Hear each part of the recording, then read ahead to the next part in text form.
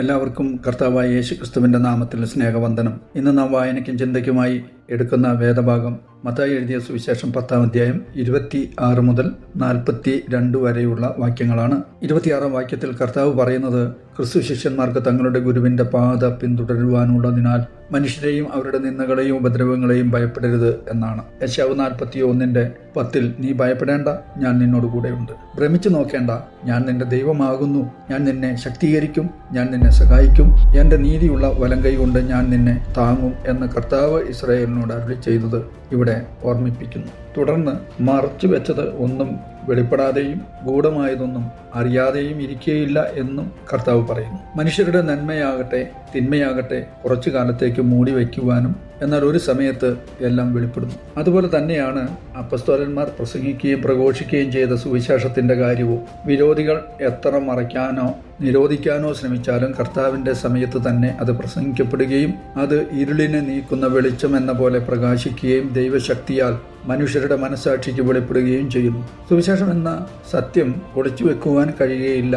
കർത്താവിൻ്റെ ശക്തിയാൽ വെളിപ്പെട്ടുകൊണ്ടേയിരിക്കും എന്നാണ് കർത്താവ് പറയുന്നത്. മത്തായി 10-ാം അധ്യായം 27-ാം വാക്യത്തിൽ, ഞാൻ ഇരുട്ടത്ത് നിങ്ങളോട് പറയുന്നത് വെളിച്ചത്ത് പറയുവിൻ, ചെവിയിൽ പറഞ്ഞു കേൾക്കുന്നത് പുരമുകളിൽ നിന്ന് ഘോഷിപ്പിൻ എന്ന് കർത്താവ് പറയുന്നു. ശിഷ്യർ യേശുവിൽ നിന്ന് കേൾക്കുന്ന സത്യം ധൈര്യപൂർവ്വം എല്ലായിടത്തും പ്രസംഗിക്കണമെന്നും ക്രിസ്തുവിൽ വിശ്വസിക്കുന്നവർക്ക് വാഗ്ദാനം ചെയ്തിരിക്കുന്ന പാപക്ഷമയും നിത്യജീവനും പരസ്യമായി അറിയിക്കപ്പെടണം എന്നും കർത്താവ് കൽപ്പിക്കുന്നത് നാം കാണുന്നു. യെശയ്യാവ് 42:11 മരുഭൂമിയും അതിലെ പട്ടണങ്ങളും കേദാർ പാർക്കുന്ന ഗ്രാമങ്ങളും ശബ്ദം ഉയർത്തട്ടെ, ശൈലനിവാസികൾ ഘോഷിച്ചുല്ലസിക്കുകയും മലമുകളിൽ നിന്ന് ആർക്കുകയും ചെയ്യട്ടെ എന്ന പ്രവചനം ക്രിസ്തുവിൻ്റെ മേൽ പറഞ്ഞ കൽപ്പനയാൽ സുവിശേഷം എല്ലാ സ്ഥലങ്ങളിലും പ്രസംഗിക്കപ്പെടുകയും ദൈവവചനത്തിൻ്റെ പ്രകാശം എത്തുമെന്നും അങ്ങനെ അവർ ദൈവത്തെ ആരാധിക്കുകയും ചെയ്യും എന്നതിൻ്റെ ഒരു പ്രവചനം കൂടിയാണിത് എന്ന് മനസ്സിലാക്കാം. 10-ാം അധ്യായം 28-ാം വാക്യത്തിൽ, ശരീരത്തെ മാത്രം നശിപ്പിക്കുവാൻ ശേഷിയുള്ളവരെ ഭയപ്പെടേണ്ട എന്നും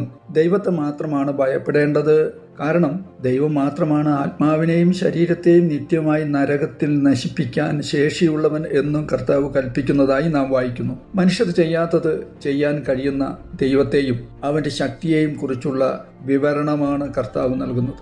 ദൈവഭയത്തോടെ ക്രിസ്തുവിൽ ജീവിക്കുന്നവർക്ക് ആത്മാവിൻ്റെ രക്ഷയും ശരീരത്തിൻ്റെ പുനരുദ്ധാനവും വാഗ്ദാനം ചെയ്തിരിക്കുന്ന കാര്യം കർത്താവ് ഓർപ്പിപ്പിക്കുന്നു. ദൈവമക്കളോട് വിരോധികളായ മനുഷ്യർക്ക് അങ്ങേയറ്റം ചെയ്യാൻ കഴിയുന്നത് ശരീരത്തെ കൊല്ലുക എന്നതാണ്. ദുഷ്ടരായ മനുഷ്യരുടെ ഈ അധികാരം താൽക്കാലികമാണ്. ദൈവമാണ് നിത്യവിജയം നൽകുന്നത്. യഹോവയെ ഭയപ്പെട്ട അവൻ്റെ വഴികളിൽ നടക്കുന്ന ഏവനും ഭാഗ്യവാൻ എന്ന് സങ്കീർത്തനം 128:1 എഴുതിയിരിക്കുന്നു. മത്തായി 10:29-31 വാക്യങ്ങളിൽ, ഒരു കാശിന് 2 എന്ന തുച്ഛമായ വിലയിൽ വിൽക്കപ്പെടുന്ന കുരുവികൾ പോലും നിലത്ത് വീഴണം എങ്കിൽ ദൈവം സമ്മതിക്കണം, ഇല്ലെങ്കിൽ അവയ്ക്കൊന്നും സംഭവിക്കുന്നില്ല എന്ന് കർത്താവ് ഓർപ്പിക്കുന്നു. വെറും കുരുവികളെക്കാൾ ഏറ്റവും കരുതലോടെ തൻ്റെ മക്കളായ മനുഷ്യരെ കരുതുകയും സംരക്ഷിക്കുകയും ചെയ്യും എന്ന് ദൈവം അനുവദിക്കാതെ തലയിലെ ഒരു മുടി പോലും കൊഴിയുകയില്ല എന്ന് കർത്താവ് ഓർമ്മിപ്പിക്കുന്നു. അതായത് ദൈവഭയത്തോടെ ജീവിക്കുന്ന വ്യക്തിക്ക് ഏറ്റവും ചെറിയ കഷ്ടമോ മുറിവോ ദുഃഖമോ പോലും ദൈവഹിതവും ദൈവത്തിൻ്റെ അറിവും സമ്മതവും കൂടാതെ ഭവിക്കുകയില്ല. ആകയാൽ ഭൂമിയിലെ യാതൊന്നും ഭയപ്പെടേണ്ടതില്ല എന്ന് കർത്താവ് ശിഷ്യന്മാരെ ധൈര്യപ്പെടുത്തുന്നു. മത്തായി 10:32-33 വാക്യങ്ങളിൽ, മനുഷ്യരുടെ മുമ്പിൽ എന്നെ ഏറ്റുപറയുന്ന ഏവനെയും സ്വർഗസ്ഥനായ എൻ്റെ പിതാവിൻ്റെ മുമ്പിൽ ഞാനും ഏറ്റുപറയുമെന്നും മനുഷ്യരുടെ മുമ്പിൽ എന്നെ തള്ളിപ്പറയുന്നവനെയോ എൻ്റെ പിതാവിൻ്റെ മുമ്പിൽ ഞാനും തള്ളിപ്പറയുമെന്നും കർത്താവ് പറയുന്നതിൻ്റെ അർത്ഥം, യേശുക്രിസ്തുവിൽ യഥാർത്ഥ രക്ഷാകരമായ വിശ്വാസമുള്ളവർ മറ്റു മനുഷ്യർക്ക് മുൻപിൽ അത് വാക്കുകളിലൂടെയും പ്രവൃത്തികളിലൂടെയും ഏറ്റുപറയുകയും കർത്താവിന് സാക്ഷി ആയിരിക്കുകയും ചെയ്യും എന്നാണ്. ക്രിസ്ത്യാനിയായി തീർന്ന ഒരുവന്റെ വിശ്വാസം അവൻ മറ്റു മനുഷ്യരുടെ മുമ്പിൽ മറച്ചുവെക്കുകയില്ല എന്നും അങ്ങനെ ചെയ്യുന്ന ഒരുവന് മാത്രമേ ദൈവത്തിനും മനുഷ്യർക്കും ഇടയിലുള്ള ഏക മധ്യസ്ഥനും പാപികളുടെ രക്ഷകനും വീണ്ടെടുപ്പുകാരനുമായ പിതാവായ ദൈവത്തോടുള്ള ദൈവപുത്രന്റെ പക്ഷപാതവും മധ്യസ്ഥവും പ്രവേശനവും അതുവഴി പാപക്ഷമയും രക്ഷയും കൃപകളും ഒക്കെ ലഭിക്കുന്നുള്ളൂ. എന്നാൽ മനുഷ്യർക്ക് മുമ്പിൽ താൻ യേശുക്രിസ്തുവിനെ നിഷേധിക്കുന്നവർക്ക്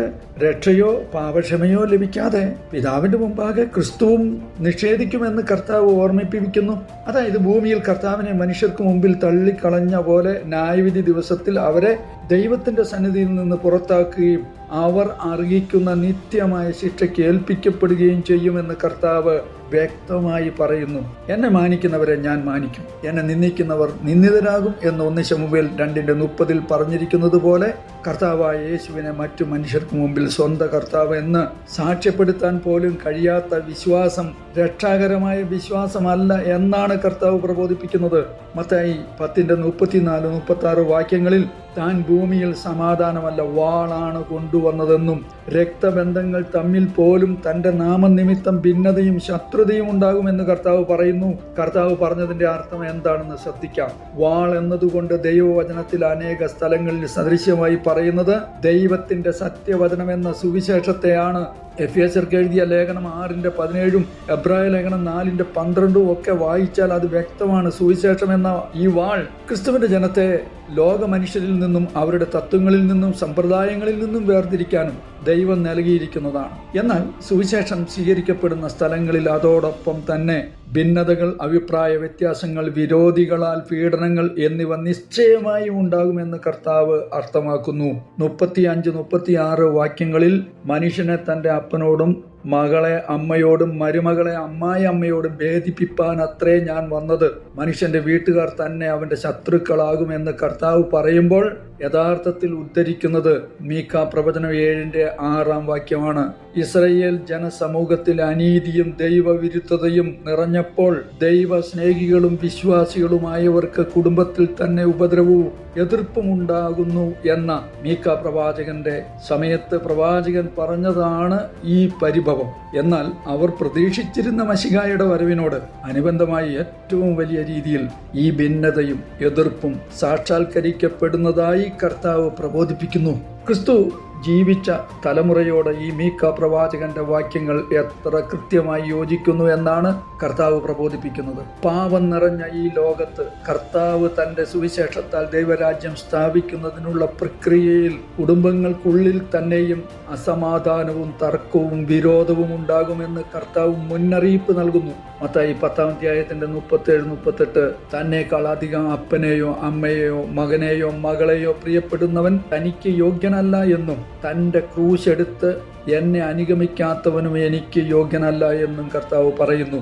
ഒരുവൻ ക്രിസ്ത്യാനിയായി തീരാൻ യേശു കർത്താവിനെ സകല ബന്ധങ്ങൾക്കും ഉപരിയായി സ്നേഹിക്കേണ്ടതാകുന്നു എന്ന് കർത്താവ് വ്യക്തമാക്കുന്നു. കർത്താവ് ഇവിടെ നിന്റെ ദൈവമായ യഹോവയെ നീ പൂർണ്ണ ഹൃദയത്തോടും പൂർണ്ണ മനസ്സോടും പൂർണ്ണ ശക്തിയോടും കൂടെ സ്നേഹിക്കണമെന്ന് ആവർത്തന പുസ്തകം 6-ാം അധ്യായത്തിന്റെ 5-ാം വാക്യത്തിൽ വായിക്കുന്ന കൽപ്പന തന്നെയാണ് പറയുന്നതെന്നും താൻ യഹോവയായ ദൈവം തന്നെയാണ് എന്നും കർത്താവ് പറയുന്നതായി മനസ്സിലാക്കാം. തന്റെ ക്രൂശ് എടുത്ത് എന്നെ അനുഗമിക്കുക എന്നതുകൊണ്ട് എന്താണ് അർത്ഥമാക്കുന്നത് എന്ന് ശ്രദ്ധിക്കാം. കുറ്റവാളികൾക്ക് റോമൻ വധശിക്ഷയായ കുരിശുമരണത്തിന് വിധേയപ്പെട്ട ഒരുവൻ താൻ തൂങ്ങപ്പെടേണ്ട അതേ കുരിശു ചുമന്ന് വധശിക്ഷ നടപ്പാക്കുന്ന സ്ഥലം വരെ പോകേണ്ടിയിരുന്നു.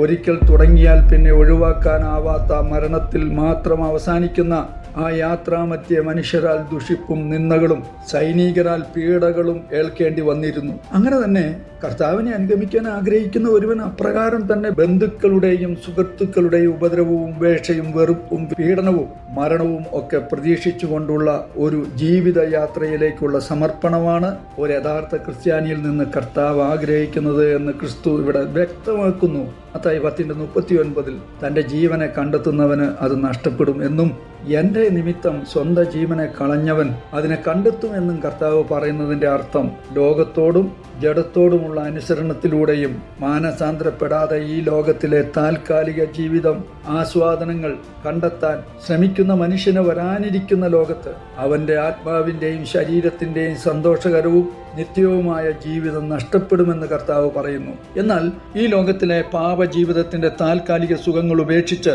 മാനസാന്തരത്തോടെ ക്രിസ്തുവിനും അവന്റെ സുവിശേഷത്തിനും വേണ്ടി സന്തോഷത്തോടെ കഷ്ടതയും വിശുദ്ധിയും നിറഞ്ഞ ജീവിതം ദൈവത്തിന് സമർപ്പിക്കുവാൻ തയ്യാറുള്ള മനുഷ്യൻ അവൻ ഇഹലോകത്തു നിന്ന് വേർപെടുമ്പോൾ അവന്റെ ആത്മാവ് നിത്യജീവന്റെ ഉടമയാണെന്ന് കണ്ടെത്തും എന്നും കർത്താവ് അർത്ഥമാക്കുന്നു. മത്തായി സുവിശേഷം 10:40-42 വാക്യങ്ങളിൽ അപ്പസ്തോലന്മാരെ സ്വീകരിക്കുന്നവൻ തന്നെയാണ് സ്വീകരിക്കുന്നത് എന്ന് ക്രിസ്തു പറയുന്നത് കാണാം. യേശു ശിഷ്യന്മാർക്ക് നൽകുന്ന സന്ദേശം സ്വീകരിക്കുന്നവർ അവനെ സ്വീകരിക്കുന്നത് കൊണ്ട് തന്നെ ദൈവത്തെ സ്വീകരിക്കുന്നവരാകും. സുവിശേഷത്തിന്റെ പ്രവാചകന്മാരെ അല്ലെങ്കിൽ ദൈവത്തിന്റെ നീതിമാന്മാരെ കൈക്കൊള്ളുന്നവർ ദൈവ സേവനത്തിനുള്ള ചെറുതും വലുതുമായ പ്രവർത്തനങ്ങൾ ചെയ്യുന്നവർക്കും ദൈവത്താൽ തക്ക പ്രതിഫലം ലഭിക്കും എന്ന് കർത്താവ് ഇവിടെ പറയുന്നു. എളിയവനെ ആദരിക്കുന്നവൻ ഭാഗ്യവാൻ, അനർത്ഥ ദിവസത്തിൽ യഹോവ അവനെ വിടുവിക്കും എന്ന് ദാവീദ് സങ്കീർത്തനത്തിൽ 41:1 പറയുന്നു. ദൈവനാമം വാഴ്ത്തപ്പെടട്ടെ.